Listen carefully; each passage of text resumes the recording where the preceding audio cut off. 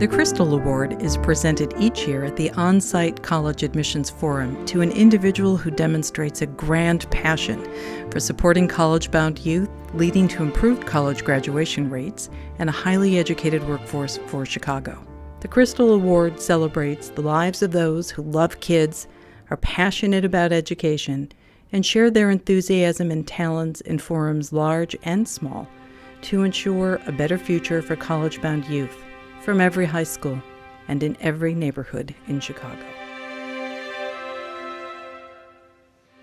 My mother went like, okay, you're going to college. That is it. You needed to live, you needed to survive, you will go to college. So it was always on the table. Every time we had a meeting, she was there. She was talking to everyone. She was making sure she knew. It was like she was the student instead of me.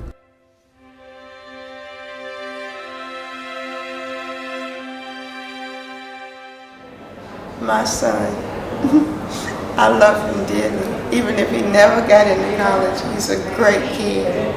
But he was accepted into already. And I just want you to know, I thank you for what you're doing for him. Because he's a great, great kid and he's gonna make you proud. He's already made me proud. She was jumping up and down. She was crying. It was very emotional. I mean, you can only imagine for a mother that worked so hard to help her son get to that point. This is the academic Olympics. I mean, you know, when you get into college, you've worked so hard to get to that point as a parent, as a student. So at the end of the day, we were able to witness that experience, and it was very moving. She was a provider for everyone she knew, and she gave people a source of encouragement. And I'm just happy to be her son.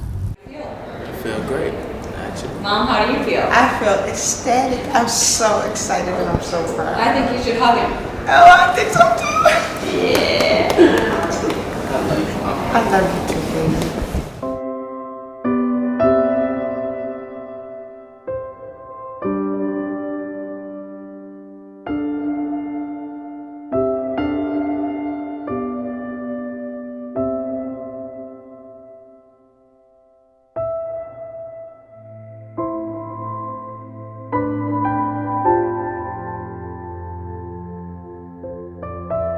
This year, we're proud to give the Crystal Award in the memory of Jim Tyree, whose passion and dedication for college and kids and Chicago was unparalleled.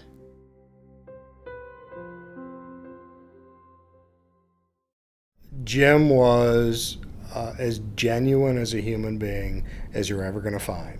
If you asked him a question, you were going to get an honest answer. Jim was always optimistic and always welcoming and warm, almost always willing to respond with, what do you need me to do and how can I do it for you?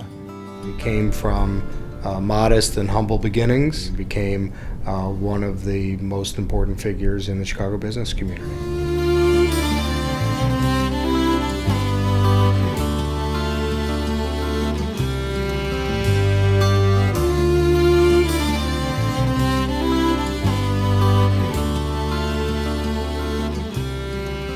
I think it's critically important for a business leader in our world to understand that he can't live in a vacuum. I think it's critically important that they understand, obviously, their friends and family, but they also must understand civic opportunities and giving back to the community through not-for-profits and other things. I first discussed with Jim the opportunity to participate from a funding standpoint in Chicago Scholars and its predecessor organization, College Bound. I brought him that opportunity in the mid-1990s and said, I think this is something that we could really use the support, and I think it's meaningful that if Mesereau Financial is getting behind an organization, that will lead to opportunities with other organizations.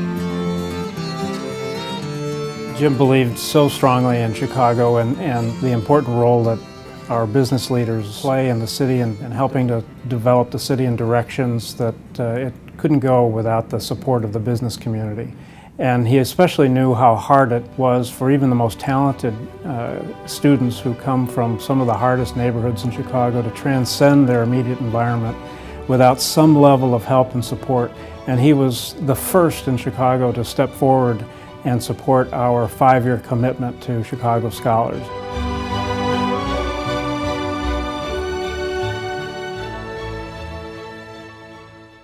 I believe in my case I'm the sum total of everybody I've ever had the opportunity to meet. Teachers, coaches, neighborhoods, business associates, and everything else. Nobody does it all on their own. Everybody had somebody that helped them. And I worry about those guys that say they did it all on their own, means they won't look back and give back. I really believe I have a responsibility to give back. Education is always something that it was a core belief of Jim's, and he believed that it could help people change their circumstances.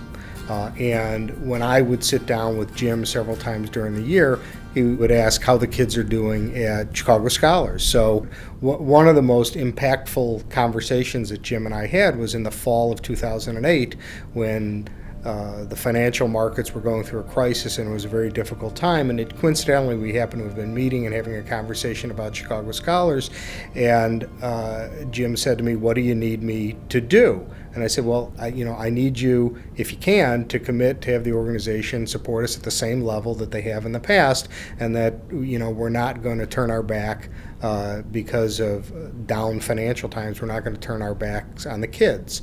And he looked at me and he said, "Done." We pledge to support economically anybody that gives time to a particular not-for-profit. You can't live in a community and be a successful business without being part of the community. Jim was, had juvenile diabetes, and it progressed during, during all the years that I knew him. If you didn't know any different, you would never know that he was sick. Months could pass without seeing Jim, and the minute you see him, you'd be smiling, you'd be talking about what could happen in the city of Chicago, where we could go, how we could develop the city further.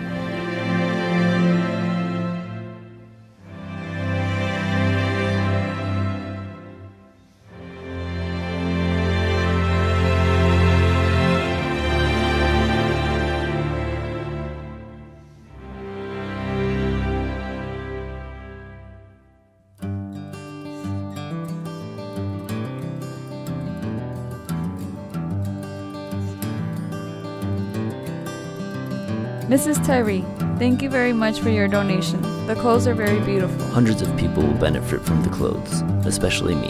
Thank you again. I have picked some clothes for my father, which I am pretty sure he would love. My father was in need of a suit for his job interview. This will make him look more professional, hopefully get the job. I'm sure if Jim were here today, he'd be telling every one of our scholars to believe in yourself and to pursue the biggest dream that you can imagine for yourself. You wouldn't be here if you didn't have great capability with a lot of people believing in you. Never wake up in the morning and feel sorry for yourself for anything. Never feel that your circumstances, whether it be medically or financially or emotionally, wake up in the morning and say to yourself, what am I going to do today that's going to be positive, that's going to help myself, my family, my community?